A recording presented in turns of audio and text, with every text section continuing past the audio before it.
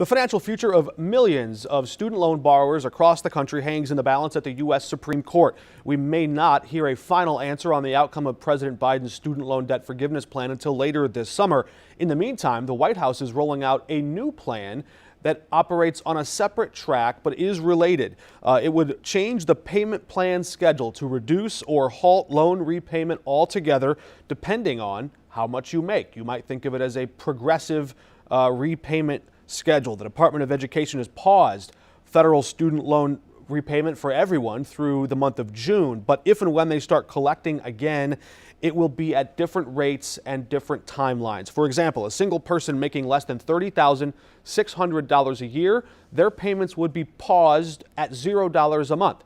The debt would not be forgiven outright, but the repayment of it would be set at $0. That same pause would also apply to a family of four earning $62,400. For more insight into this new plan and the ongoing court battle over outright forgiveness, President Biden's Education Secretary Miguel Cardona joins us on the record.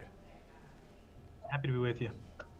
The Biden administration's decision to suspend or forgive student loan debt during this last year captured the attention of almost everyone, whether you had student loans with the federal government or not. A lot of people are still watching this case very closely.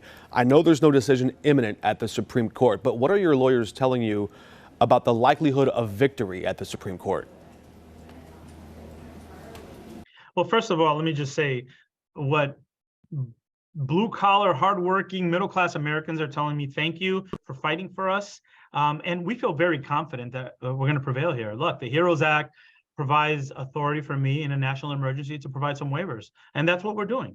Much like in the last administration, there were some waivers and loan pause.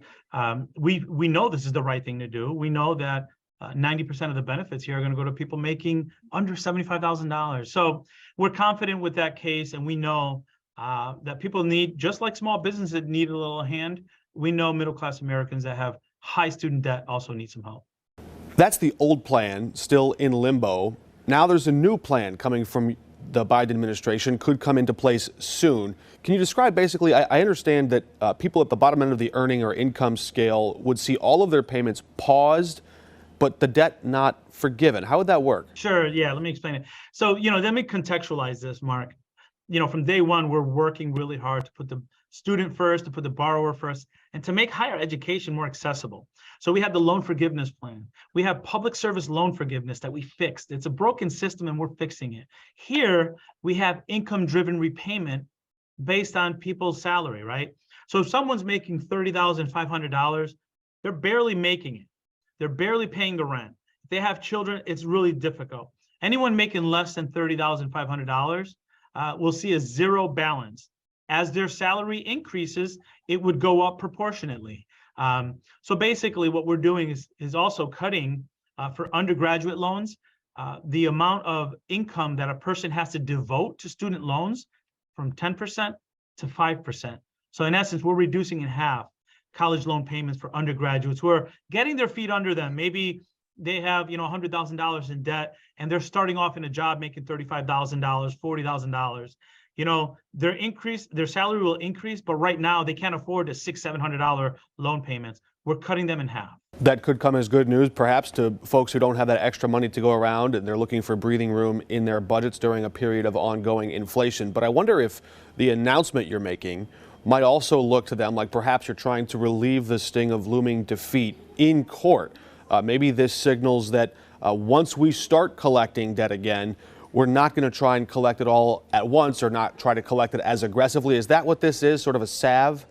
They're really, they work together in support of borrowers, but both of these strategies are part of a bigger strategy that we're doing to make higher education more affordable and more accessible. What we're trying to do here is provide a repayment plan that works to prevent what we've been seeing over the last several years is over 1 million people defaulting a year in their loan repayment. So this isn't a backup plan?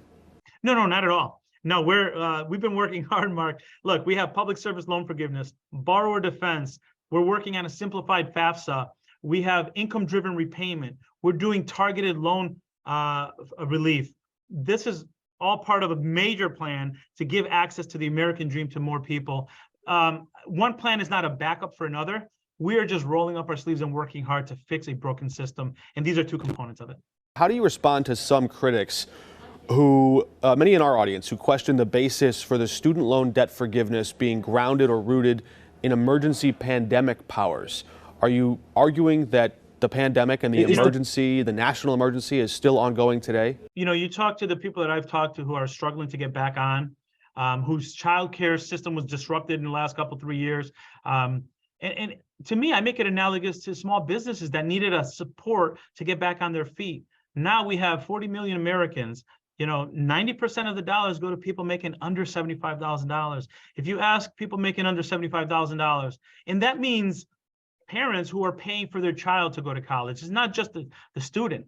You know, we're talking about blue collar folks who are helping pay for their child's education. Could they use some support? Could they use $10,000 off their loan payments? Or if they're eligible for Pell, which means that they have some financial challenges already, could they benefit from $20,000 so they could buy a house and add to the economy? The answer is always going to be yes, I could use that to help contribute to the economy. We're confident that we're helping everyday Americans, much like we helped small businesses or we helped industry when they were in trouble too. One last question before we let you go here. Missouri has a very particular part to play in this ongoing legal battle, the court case about the forgiveness portion, because the state legislature relies on and uses future loan repayments and any of the interest collected there to sort of backfill their own ongoing state budget plan to fund higher education. It's sort of a circular funding mechanism. That's why the state was found to be a party to this lawsuit. Is that sound education policy from your vantage point for the state to count on that future debt repayment to fund future higher education? It seems like there's sort of a bubble there. What we're asking state and local leaders to do is match the urgency of the President of the United States to help blue collar, regular, hardworking Americans get back on their feet. You look at the policies and say, how can I help the middle class Americans that need to get back on their feet after the pandemic and not look to tax or make benefit from supports that the federal government are providing? You know, we're all in this together. And when they struggle or when they go into bankruptcy or default, the whole economy suffers. Let's wrap our arms around the middle-class Americans. Unlike some of the tax rebates and tax plans in the last administration, let's help the middle class get back on their feet. That's how this country thrives. That was Miguel Cardona, the Education Secretary. We thank him for joining us and helping to explain. You can see the